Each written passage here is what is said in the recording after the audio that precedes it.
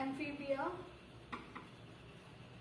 अगर हम बात करते हैं क्लास एम्फीबियंस की, तो एम्फीबियंस क्लास में से फ्रॉग में से जनरली कॉम्पिटिटिव एग्जाम्स में क्वेश्चन पूछा जाता है और थ्योरी पॉइंट ऑफ व्यू से तो देखो तुम्हारे एग्जाम के लिए इंपॉर्टेंट है। आज हम करेंगे general characters of amphibian. General characters में देखो, अगर हम इसके रूट वर्ड्स को देखें, एम्फीबिया, एम्फीबिया को अगर हम ब्रेक करेंगे तो ये क्या आता है, हमारे पास 2 वर्ड्स आते हैं, एम्फी है ना, एम्फी प्लस बायोस है ना। ये कौन से वर्ड्स है, ग्रीक वर्ड। अगर एम्फीबियंस को हम तोड़ के देखें तो क्या आता है, एम्फीबियंस। एम्फीबियंस में क्या आ गया, एम्फी प्लस बायोस। एम्फी मतलब होता है बोथ, बायोस मतलब लाइफ। तो अगर हम एम्फीबिया को पढ़ना चाहे तो हमारे दिमाग में क्या चीज आनी चाहिए, एम्फी मतलब both, both in the sense life style, कि वो अपनी लाइफ को एक्वेटिक हैबिटेट में है या फिर टेरेस्ट्रियल है ना। तो क्या है, एम्फीबियंस क्लास में जनरली वो ऑर्गेनिजम्स आते हैं जो क्या कर सकते हैं, एक्वेटिक, यानी कि पानी के साथ साथ वो जमीन पे भी रह सकते हैं।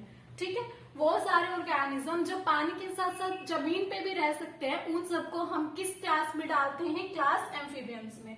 तो एम्फीबियंस की एक बात तो हमें समझ में आ गई कि एम्फीबियंस में सिर्फ और सिर्फ वो ऑर्गेनिज्म होंगे जो क्या कर सकते हैं, पानी में भी रह सकते हैं प्लस वो जमीन पे भी रह सकते हैं। ठीक है, जमीन पे तो रहेंगे, पानी की जरूरत उन्हें क्यों पड़ती है, पानी की जरूरत उन्हें पड़ती है फर्टिलाइजेशन के लिए। जैसे हमने पढ़ा था ब्रायोफाइट्स है ना, ब्रायोफाइट्स को क्या बोलते हैं, एम्फीबियंस ऑफ प्लांट किंगडम। उनको एम्फीबियंस क्यों बोला गया था, क्योंकि उनको भी फर्टिलाइजेशन के लिए वाटर की रिक्वायरमेंट होती है। तो एम्फीबियंस में भी क्या होगा, वैसे तो वो टेरेस्ट्रियल लाइफ में भी क्या कर सकते हैं, अपनी लाइफ स्पेंड कर सकते हैं, लेकिन उनको क्या करना है, एक्सटर्नल फर्टिलाइजेशन के लिए वाटर की रिक्वायरमेंट है, इसलिए उनको क्या जरूरत है, पानी में भी रहने की जरूरत है। तो क्या होगा, एम्फीबियंस मतलब जो दोनों जगह पे रह सकते हैं, पानी में भी जमीन में भी, that means aquatics plus terrestrial. ठीक है, तो एम्फीबियंस का जनरल हमें पता चल गया कि एम्फीबियंस वो होंगे जो पानी में भी रह सकते हैं और जमीन पे भी रह सकते हैं। अब देखो इसकी habitat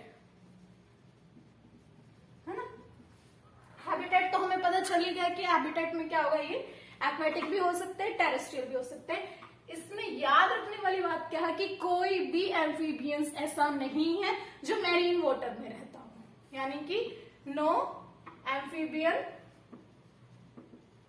lives in marine water.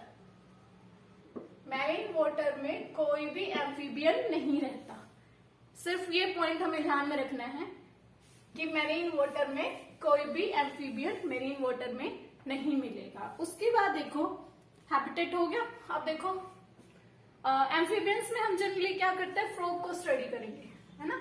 Frog तुमने देखा होगा, ठीक है। अब देखो फ्रॉग को अगर आपने देखा है तो फ्रॉग की बॉडी को क्या करते हैं, बॉडी डिवीजन की अगर हम बात करें बॉडी डिवीजन की, तो जो फ्रॉग है या एम्फीबियन, जनरली हम एम्फीबियन देखते हैं, फ्रॉग में टेल नहीं है, तो इसकी बॉडी क्या होगी, हेड, ट्रंक और टेल में। ये बात कर रही हूं मैं जनरली क्या होगी, एम्फीबियंस की body divided into head, trunk and tail, but in frog tail is absent है ना। फ्रॉग में क्या है, टेल नहीं है, तो फ्रॉग में क्या होगा, हेड और ट्रंक प्रेजेंट होती है। ये हो गया बॉडी डिवीजन। अब देखो बॉडी अपेंडिसेस। अपेंडिसेस का मतलब क्या होता है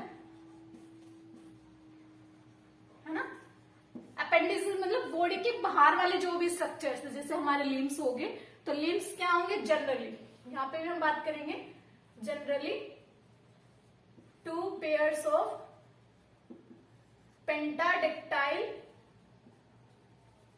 लिम्स है ना।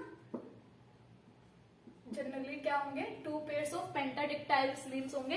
एम्फीबियंस के अंदर भी हम 3 क्लास पढ़ते हैं, जनरल अभी हम आगे डिटेल में स्टडी भी करेंगे। 3 क्लास कौन सी होती हैं, एपोडा है ना, एन्यूरा, यूरोडेल्स। ठीक है, एपोडा क्लास मतलब एपोडा मीन्स एब्सेंट, पोडा मीन्स पैर, यानी जिसमें लिम्स एब्सेंट है वो एपोडा हो गया, यूरोडेल्स और एन्यूरा, इनमें लिम्स प्रेजेंट है। बस डिफरेंस किस चीज का, यूरो मीन्स होता है टेल, टेल प्रेजेंट है तो यूरोडेल्स, ए मतलब एब्सेंट, अगर टेल एब्सेंट है तो वो एन्यूरा क्लास में आते हैं। तो एपोडा क्लास के ऑर्गेनिज्म जो होंगे उनके अंदर क्या होगा, लिम्स जनरली एब्सेंट होंगे, लेकिन यूरोडेल्स और एन्यूरा में क्या होंगे, लिम्स प्रेजेंट होंगे। लिम्स क्या है, फोर लिम्स और हाइंड लिम्स। अगर तुमने बारिश के मौसम में देखा होगा कि जो मेंढक होता है ना, जो फ्रॉग बाहर निकलता है वो क्या करता है, उछलता है, लीप करता है। तो तुम अगर ध्यान से देखो तो उसके जो फोर लिम्स होते हैं, है ना, वो क्या होते हैं, थोड़े छोटे होते हैं, लेकिन जो उसके हाइंड लिम्स होते हैं वो बड़े होते हैं। उसी वजह से क्या है, आगे वाले लिम्स क्या है, फोर लिम्स छोटे हैं और हाइंड लिम्स बड़े हैं, इसी वजह से क्या कर सकता है, वो लीप कर सकता है, यानी उछल सकता है, उछल के लोकोमोट करता है ना फ्रॉग। तो क्या होगा, बॉडी अपेंडिसेस में जनरली पेंटाडिक्टाइल लिम्स होते हैं, 2 पेयर्स में होते हैं। ठीक है, बॉडी होगी, बॉडी डिवीजन। ठीक है, उसके बाद बात करेंगे हम स्किन की, है ना। स्किन देखो, फ्रॉग के पास या एम्फीबियंस क्लास के पास क्या होता है, स्किन की एक एक्स्ट्रा नेचर होती है। स्किन कैसे होगी, स्किन मॉइस्ट, है ना, प्लस क्या होगी, स्किन रेस्पिरेशन में हेल्प करेगी, रेस्पिरेटरी इन नेचर, यानी इसकी स्किन रेस्पिरेशन में भी काम करती है। देखो पानी में रहेगा तो इसको गिल्स चाहिए, है ना, अगर लैंड्स पे रहेगा तो इसमें क्या चाहिए, लंग्स चाहिए, लेकिन उसके अलावा ये और किससे रेस्पिरेशन कर सकते हैं, स्किन से। ठीक है, स्किन कैसी है, इसमें क्यूटेनियस रेस्पिरेशन में हेल्प करती है। नेक्स्ट देखो एक्सोस्केलेटन। एक्सोस्केलेटन क्या होता है, इनमें जनरली एब्सेंट होता है, कोई एक्सोस्केलेटन प्रेजेंट नहीं होता। एंडोस्केलेटन देखो, एंडोस्केलेटन, अगर हम बात करते हैं एंडोस्केलेटन की, तो एंडोस्केलेटन में क्या होगा, बोनी, है ना, बोन से मिलके बना हुआ है, बोनी। उसके बाद देखो डाइकोंडाइल स्कल होगी,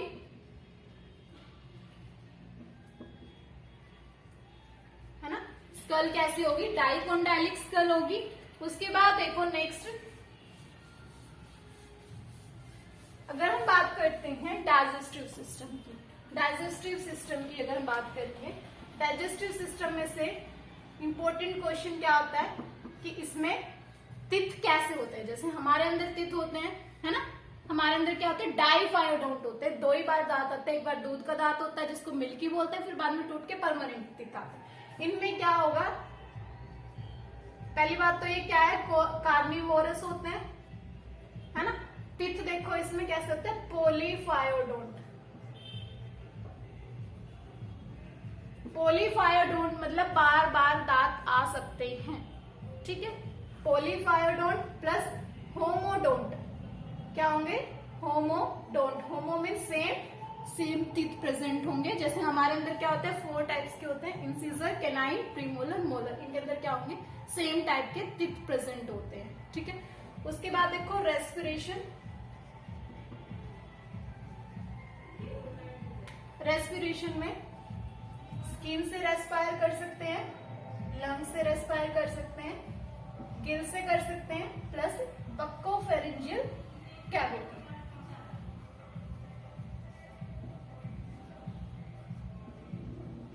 बक्कोफेरिंजियल कैविटी से भी क्या कर सकते हैं, ये रेस्पिरेशन कर सकते हैं। नेक्स्ट देखो डाइजेस्टिव सिस्टम हो गया, रेस्पिरेटरी सिस्टम हो गया। अब देखो करते हैं सर्कुलेटरी सिस्टम।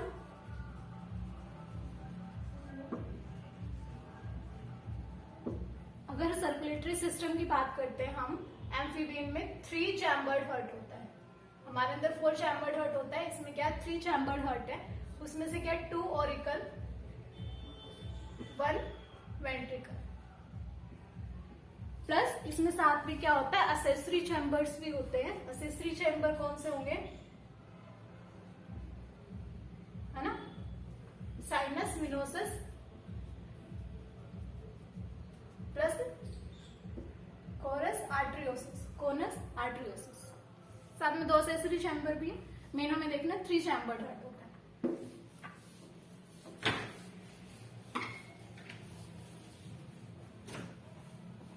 उसके बाद देखो नेक्स्ट सर्कुलेटरी सिस्टम में ही आरबीसी कैसी होगी, न्यूक्लिएटेड। हमारे अंदर ए न्यूक्लिएटेड होती है, इसमें आरबीसी न्यूक्लिएटेड है। नेक्स्ट देखो नर्वस सिस्टम।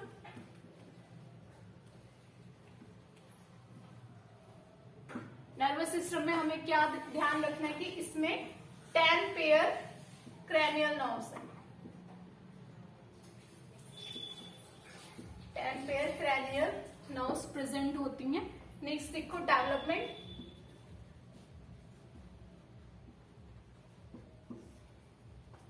डेवलपमेंट में देखो डेवलपमेंट कैसी होगी, इसमें लार्वल स्टेजेस प्रेजेंट है तो इनडायरेक्ट होगा, है ना। 2 लार्वे प्रेजेंट होते हैं, तो एक्सोलोटल लार्वा सैलामेंड्रा का, टैडपोल लार्वा फ्रॉग का।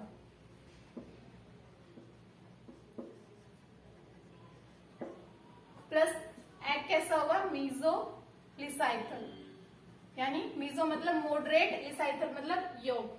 मॉडरेट अमाउंट में योग से प्रेजेंट होता है, इसलिए इसका एक्स होता है मीजोलिसाइकल। अब देखो जो एक्सोलोटल लार्वा होता है सैलामेंडर का, ये एक फिनोमिना शो करता है नियोटेनी। नियो मतलब होता है न्यू, यानी कि जब वो लार्वल स्टेजेस पे प्रेजेंट है तभी क्या हो जाती है, उसमें सेक्सुअल मैच्योरिटी आ जाती है ना। सेक्सुअल मैच्योरिटी कब गेन कर लेता है वो, at larval stages. Larval stages पे भी क्या है, उसमें सेक्सुअल मैच्योरिटी आ जाती है, इसलिए इसको क्या होता है, एक्सोलोटल लार्वा में क्या है, नियोटेनी शो करता है। उसके बाद देखो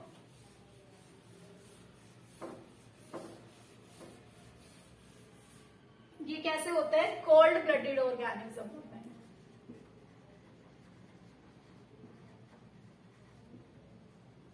कोल्ड ब्लडेड ऑर्गेनिज्म यानी पोइकिलोथर्मल। हम लोग कैसे हीमोथर्मल, वार्म ब्लडेड। हमारी बॉडी का टेम्परेचर हमेशा क्या होगा, 37 डिग्री सेल्सियस पे ही मेंटेन रहेगा, कभी भी कम या ज्यादा नहीं होता बाहर के एनवायरमेंट के अकॉर्डिंग। पर एम्फीबियंस क्या कर सकते हैं, अपनी बॉडी के टेम्परेचर को क्या कर सकते हैं, बाहर के टेम्परेचर के अकॉर्डिंग रख सकते हैं। और इसमें क्या करते हैं, ये हाइबरनेशन और एस्टिवेशन शो करते हैं, हाइबरनेशन एंड एस्टिवेशन।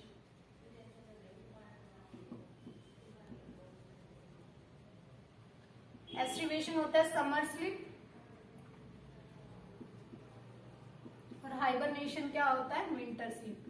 यानी विंटर के टाइम पे क्या करेंगे, ये स्लीप पे चले जाएंगे, और समर के टाइम पे भी स्लीप पे जा सकते हैं। लेकिन जब इनको क्या होगा, बारिश का मौसम होता है, उस टाइम पे क्या होता है, पानी चाहिए होता है इनको एक्सटर्नल फर्टिलाइजेशन के लिए, इसलिए वो क्या कर सकते हैं, अपने समर स्लीप या विंटर स्लीप से बाहर आ जाते हैं। एक चीज और इम्पोर्टेंट है, जो एम्फीबियंस होते हैं उनको हम बोलते हैं एनाम्नियोट्स। एनाम्नियोट्स क्यों बोलते हैं, क्योंकि जो एक्स्ट्रा एम्ब्रियोनिक मेम्ब्रेन होती है, एम्नियोन, वो इसमें नहीं होती, इसलिए हम इसको क्या बोलते हैं, एनाम्नियोट्स। एक चीज और रहेगी हमारी सेंस ऑर्गन।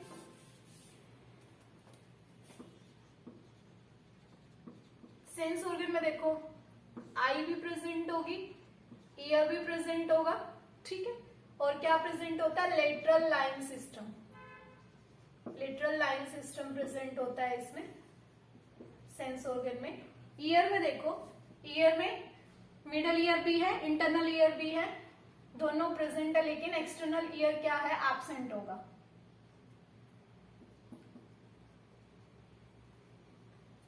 ये क्या है, प्रेजेंट है, लेकिन एक्सटर्नल ईयर एब्सेंट होगा।